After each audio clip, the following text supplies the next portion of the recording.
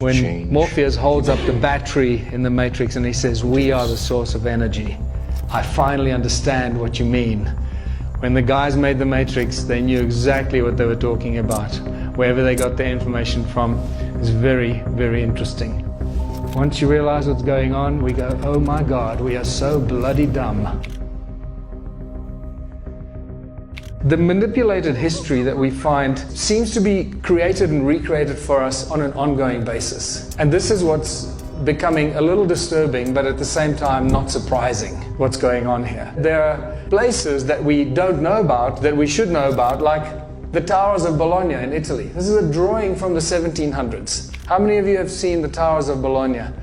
That until 200 years ago, the city of Bologna had more than 200 towers, up to 50 meters tall. They're all gone. And then suddenly you start stumbling upon an empire that until the late 1800s was a well-known empire across the world.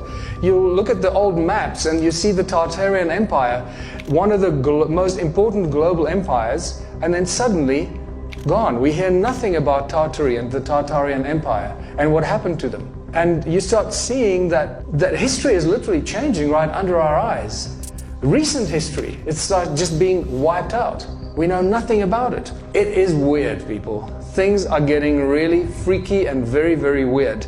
And you see evidence of these things all over the place. You see very large buildings that, with the 2 or 3 bottom floors are just completely covered in mud, and then they just leave them like that, and they create the entrance on the higher floors to that same building. The reason I'm bringing this up is that if the news that we have coming from the media is fake, imagine how wrong all of our history is. And all of this, the fake news and this potentially fake history, is just adding to the great human puzzle and making us even more confused about who we are, where we come from, and why we're here. Institutions keep telling us that the ancients were primitive, and they looked something like this. And they built countless megalithic structures with their very primitive tools, like we can build them today. And they left behind these incredible places from times that we cannot remember. And we have no idea when these things actually happened. Some of them we speculate, and we're probably very wrong. And they dragged large blocks up mountains and built platforms because they had nothing better to do. They got together and built giant things like this because they needed to bury some guy. And you go to Mount Sharia in Siberia, and that's just ridiculous. I mean, look at the size of these blocks and these structures in Siberia. Realize that wherever you go in the world, there are mysterious ancient civilizations, that weird things, and we really don't know much about the motive. We recognize what they've done.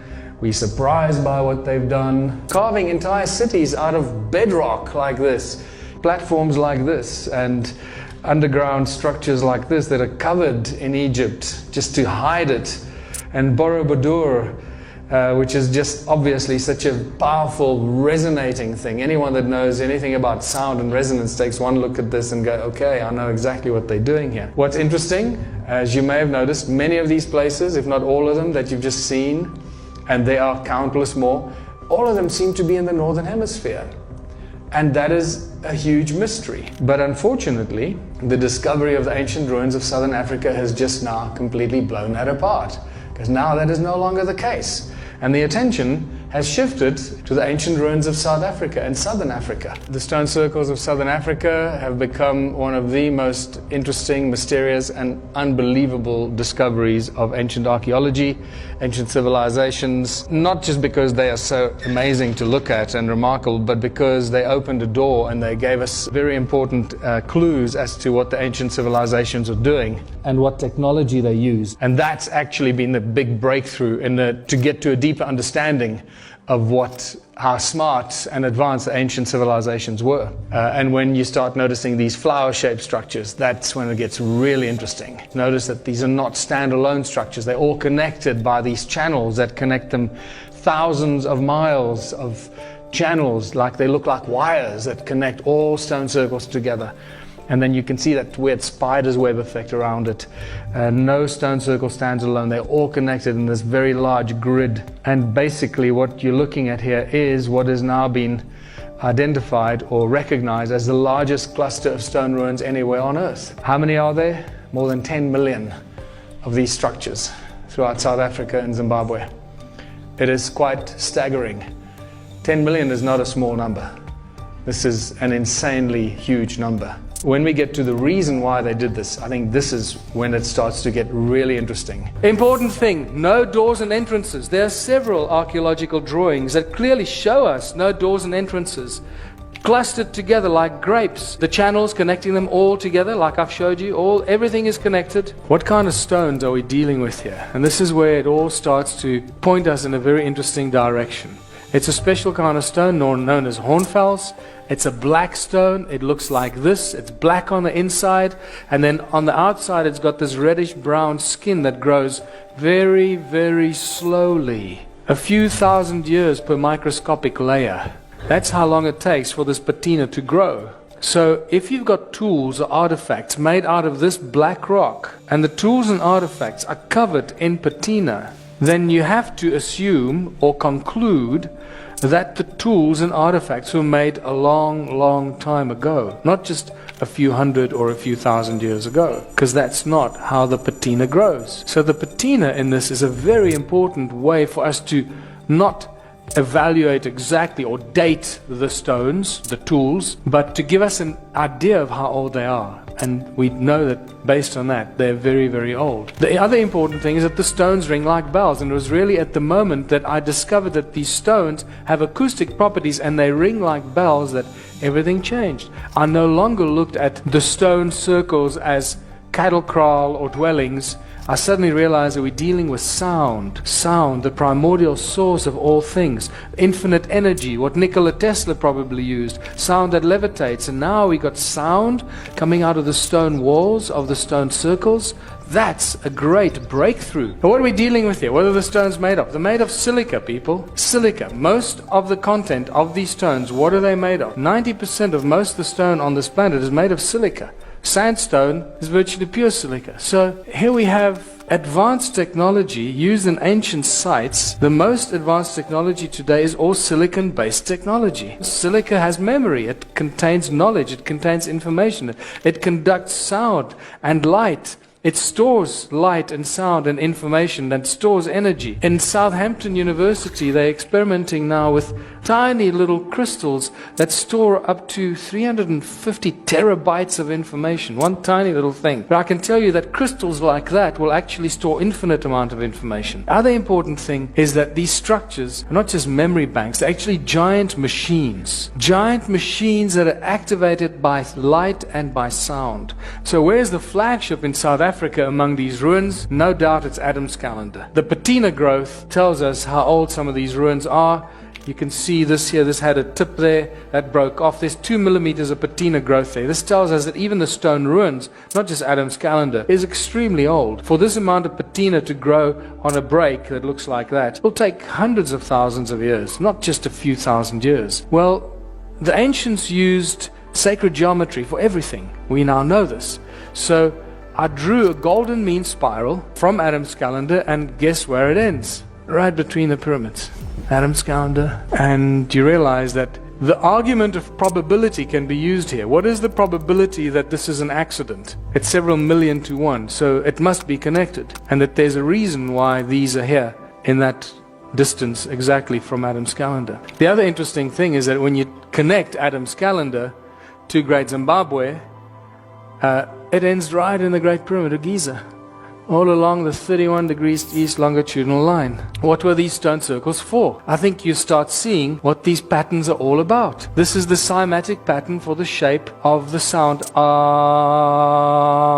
on a metal plate will make this beautiful sound. And you realize that each one of these stone circles is just a cymatic pattern of the sound of planet Earth at that specific point. This is a representation of the sound frequency right there. So each one of these is a plug point, an energetic plug point into Mother Earth, becoming an energy generating source and multiplying that frequency and that energy. How much does it multiply it? I have to take you, first explain to you this little device here in modern electronics known as a magnetron. These magnetrons are in laser beams, like this little laser beam here. Some of these are benign, they don't hurt you, and some laser beams can cut metal in a split second. This is how powerful magnetrons are. Imagine if a little magnetron can create so much energy. How much a magnetron 20 meters in diameter will create, made of virtually pure silica. An insane amount of energy. There are thousands of these magnetrons in southern Africa.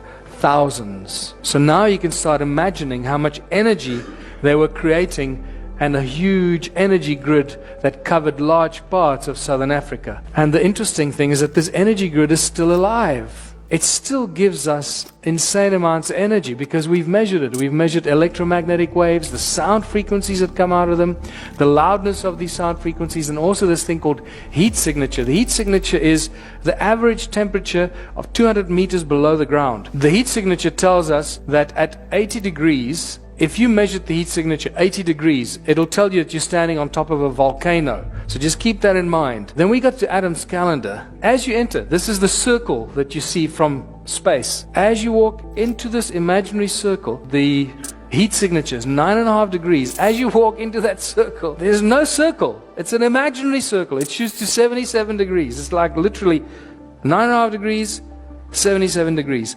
What the hell's going on? Something strange is going on that we don't understand.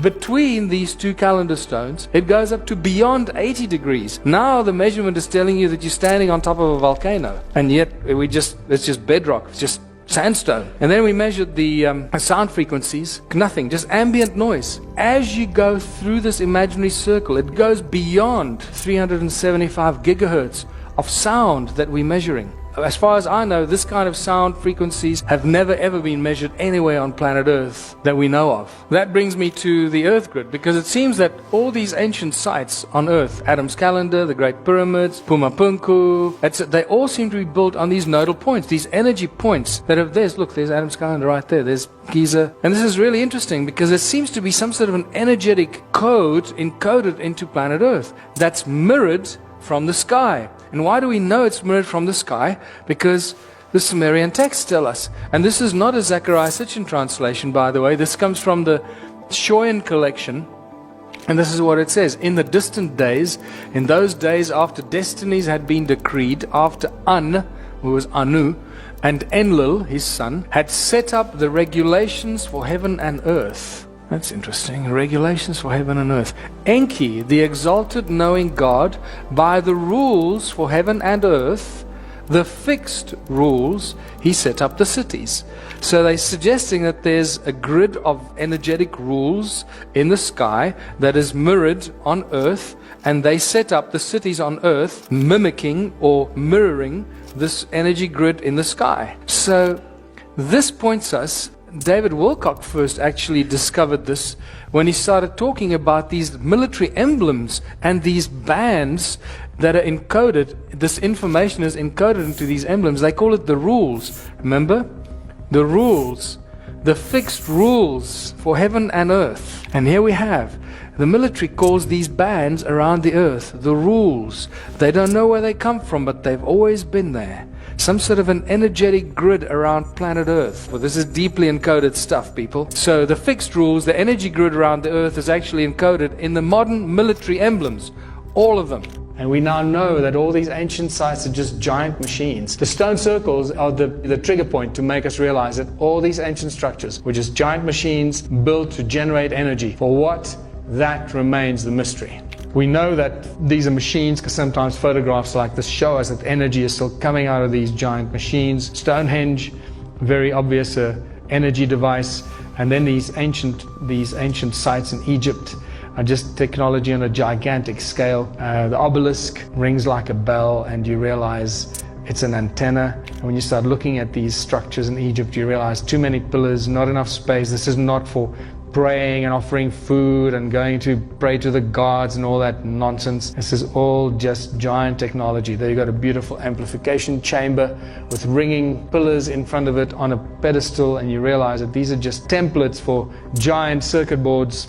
And these guys are just building these energy devices on a scale that we can't do today because we don't have enough money and we have no idea how to do it. And they were doing things that we can't even imagine today. Giant circuit boards, macro processors, and then devices like this, obviously. And you realize that we're dealing with a time in human history that was very, very different from our lives today. And when you go to South America, Sacsayhuaman, it's just another circuit board on top of a mountain.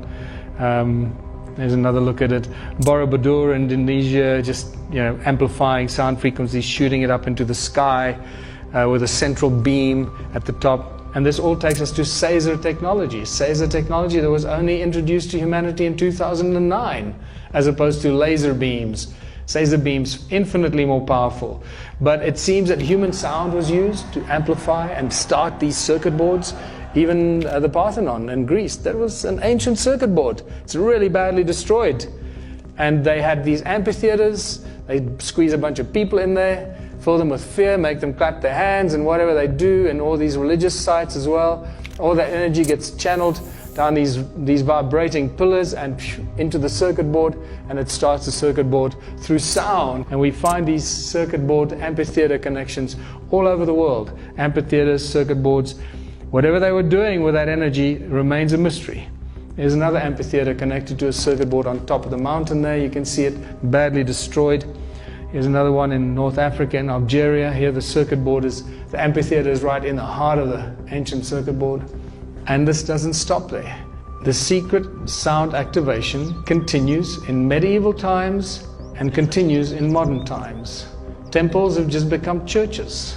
And you will see the importance of the structures of these churches with the conical towers, the cone-shaped tools that focus the sound into Caesar beams. This stuff is just so brilliant. Our sound is being harvested as energy. It's that simple. Anytime you build a circle, pyramids, obelisks, or domes and cathedral towers, these are all harvesting devices for amplifying and harvesting sound and focusing sound. And this is why all cathedrals, all major churches, all major castles around the world are always built on very powerful energy lines, ley lines, very energetic places around the world. Every time there's a Catholic church cathedral, it's always on a very strategic point. And this is why the mystery of the medieval cathedrals is such an important thing to crack. Architects today just marvel at how these guys built it. With the tools they had in the year 1000 or whenever it was 10 something, when they built these in the 10th, 11th, 12th centuries, we couldn't build it today. With those kind of tools. We'd struggle to build today with modern tools. This is just spectacular. Have a look at the inside. It's so obvious what's going on here. Giant acoustic chamber with a dome on top of it, with vibrating pillars from the resonance of the people clapping their hands or the fear or shouting or singing, whatever they were doing, going up these pillars into the dome. And what's on top of the dome outside of the cathedral are these spires that send the frequencies up into the sky. I mean, this is just so obvious what's going on here. But it gets even better. Now you start looking at the extra features in these cathedrals, and you realize that they're also using this shape of light that amplifies the acoustic effect inside the chamber. Can you see the shape of these windows? Circular, very important, not square, circular or oval, etc. And we start seeing very obvious magnetron-shaped windows. And once you know and light and sound are inextricably connected, if you send light through a magnetron shape, it will create a magnetron effect. The shape of the window will take the frequency of the light and amplify it because it's in the shape of a magnetron. It's spectacular. So the light from outside goes through the magnetron structures into the church, into the cathedral. It amplifies it because the cathedral is just an ambient chamber.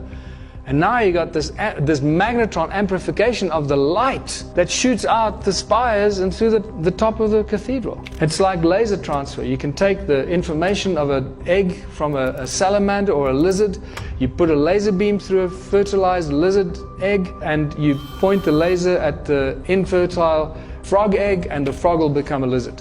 The light takes the information and deposits it from one to the other. That's what happens. The light comes in through the window, takes the information of the light and amplifies it inside the chamber. Magnetron-shaped windows in cathedrals is suddenly a dead giveaway that this is very, very advanced technology that we're only waking up to now. Once you realize what's going on, we go, oh my God, we are so bloody dumb. We are just like literally lambs to the slaughter. We're just being lied to, abused, eaten, slaughtered, tortured. This is a woman by the name of Annie in Sweden and took this picture of a church. Look at that beautiful torus. Look at the energy coming out of that, creating a torus effect. As every now and then it just shows itself to us very obviously. And we suddenly realize that city grids and cities are just the modern day circuit boards generating huge amounts of sound. Human beings never stop making a noise. Cities are constantly noisy, keep pushing up sound into the sky through the high skyscrapers. We are sources of energy because we never stop freaking making a noise. And suddenly, when Morpheus holds up the battery in the Matrix and he says, we are the source of energy, you go, I get it, dude.